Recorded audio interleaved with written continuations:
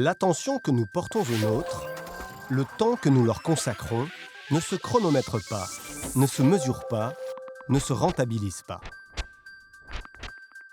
Avec le rythme de la vie professionnelle, on fait parfois, voire souvent appel à d'autres pour garder son enfant, prendre soin de ses parents âgés, accompagner son conjoint handicapé, mais aussi pour s'occuper de sa maison, de son jardin, de son ménage ou de son linge.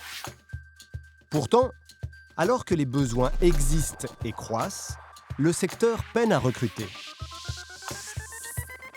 Cela est d'autant plus absurde que les services à la personne représentent le plus grand gisement d'emplois connu, et ce pour deux raisons. D'abord parce que les modes de vie ont changé.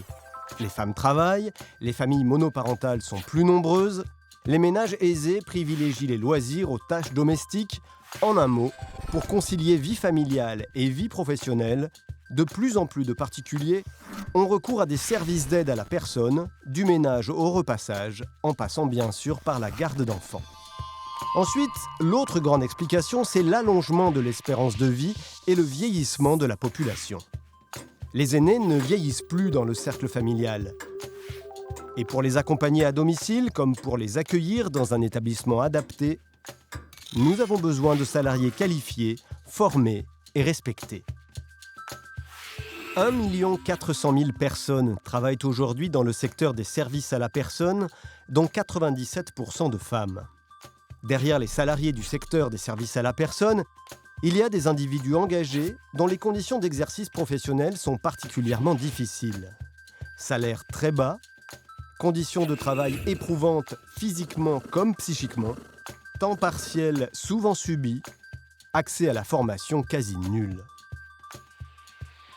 Or, s'occuper des autres mérite du respect et une réelle reconnaissance.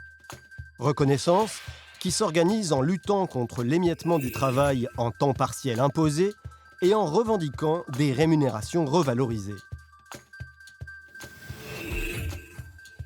Reconnaissance qui s'organise aussi en développant l'accès à la formation professionnelle et en œuvrant pour la reconnaissance des compétences déployées par la création de diplômes spécifiques.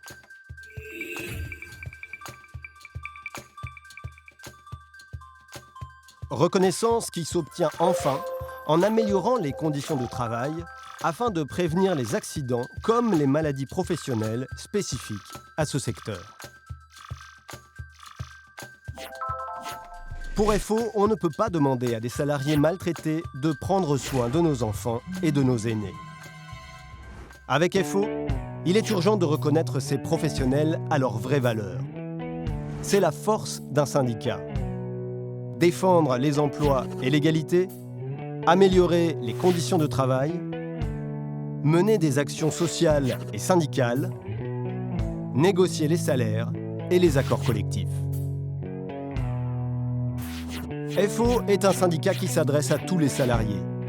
FO vous informe, vous défend vos droits. Pour défendre, négocier et proposer, j'adhère à FO.